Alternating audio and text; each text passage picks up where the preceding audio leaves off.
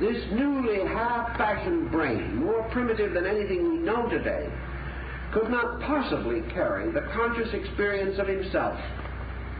He therefore would become a kind of animal, less than an animal as we know him today, a creature wandering around, capable of a kind of motion, capable of a measure of pain and misery, capable of all kinds of reactions to environment, and yet incapable, as yet, of self-administration.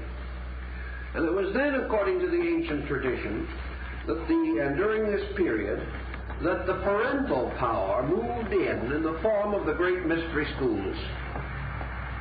The mystery schools being derived principally, according to the ancient tradition, from the hierarchies of the planet Venus.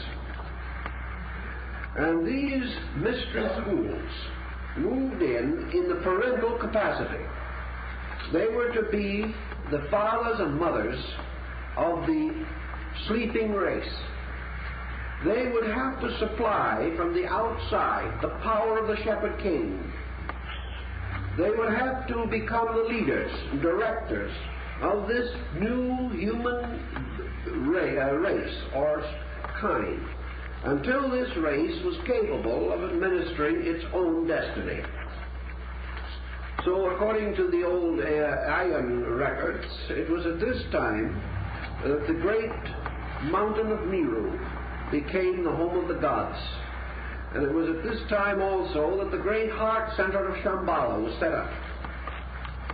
And the mind and heart that was necessary to man was supplied by these orders of adepts, who became the ancient ones, the strange messengers of the gods who came from other worlds.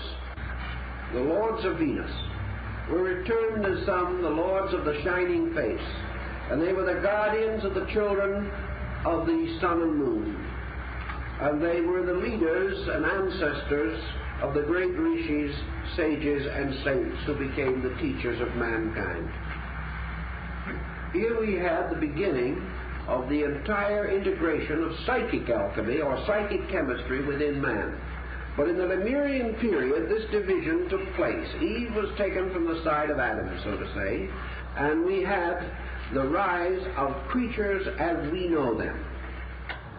Gradually, the Lemurian period drifted along toward its natural termination, but before the end came, man had done one more thing that was interesting and important. He began to move great masses of rock. And out of this period we begin to find what are called the monolith builders. They carved no stone, as we would say it. They inscribed nothing upon rock. But they raised great monuments of rough stone, mostly untrue. They created these strange dolmens, in which actually the only proof that we have of human participation is that the stones are placed in arrangements which would be totally impossible in nature. Therefore, we know that man somewhere passed that way. He seems to have had the beginnings or the foundations of his religious instincts. And most of these very ancient remains were apparently monuments to the strange gods he worshipped. Now, in this period also, he was under the leadership of these progenitor leaders who came to him. And these progenitor leaders did not come to the Lemurian man as some strange, wonderful sage descending with a long white beard from a mountain. These lords of Venus actually took upon themselves the bodies of the Lemurian people and worked through them, so that they were apparently their own kind. But they were the ones who were different. The ones primitive man still records that of a tribe or a group, one or two would have a strangely internal neurotic kind of life, to become the medicine priest, the Holy One. When they took on these forms, the lords of Venus were no longer internally conscious of their own destiny. but became involved in this tremendous motion of society. Now also in this period of the Lemuria, this division took place in these hierarchs. Some of those that were wise, called the sons of wisdom, took upon themselves the bodies, the daughters of men, and came and dwelt with them.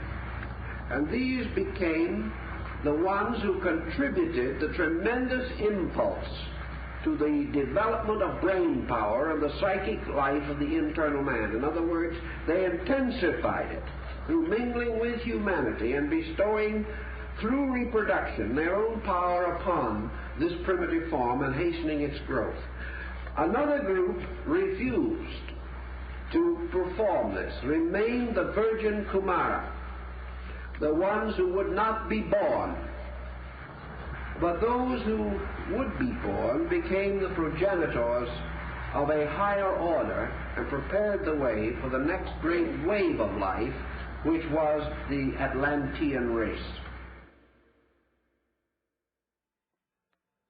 Another example of New Age thinking on this vital issue came from a pamphlet available in a bookstore selling New Age material. It was published by something called the Guardian Action Publications of New Mexico, and it was entitled Cosmic Countdown. This pamphlet alleged that it had received these thoughts from something called higher intelligence, and it directed its attention to the hunger disease problem in the third world, and the pamphlet simply stated, quote, "The world should be forewarned to be on the lookout for diseases which have been suppressed for years, suddenly rearing their ugly heads and decimating populations already on the verge of starvation in the third world nations. Although these peoples will eventually be replaced by the new root race about to make its appearance in a newly cleansed world, nevertheless, for the moment, this is a tragedy," unquote. The words reveal an incredible scenario. You see, these people in the third world nations are going to be entirely replaced by what they call, quote, "a new root race," unquote. The concept that a new race of people will inhabit the world in the New Age millennium has been expressed by other believers in the religion. Ruth Montgomery, previously mentioned, has written about that change. Quote, "Those who survive the shift will be a different type of people from those in physical form today, freed from strife and hatred, longing to be of service to the whole of mankind. The souls who helped to bring on the chaos of the present century, apparently the Christians and the Jews, will have passed into spirit to retake their attitudes," unquote. To show that the New Agers are talking about the physical death of the enemy, one must only search the writings of other New Agers. Another believer to write on the subject of the destruction of those who will not accept the new religion was Ruth Montgomery, and she has been quoted as saying in a transcribed interview carried by a magazine called Magical Blend, quote, "Millions will survive and millions won't. Those who won't will go into the spirit state because there is truly no death," unquote. Estimates of the number to perish have been made by some New Agers. One who has made such an estimate is John Randolph Price, who was quoted by Tex Mars in his book about the New Age, and he said that, quote, "John Randolph Price was told by his spirit guide that up to 2.5 billion might perish in the coming chaos," unquote. But here we are being exposed to a whole new religious view, one growing daily in size and stature that openly advocates the wholesale slaughter of entire races of people.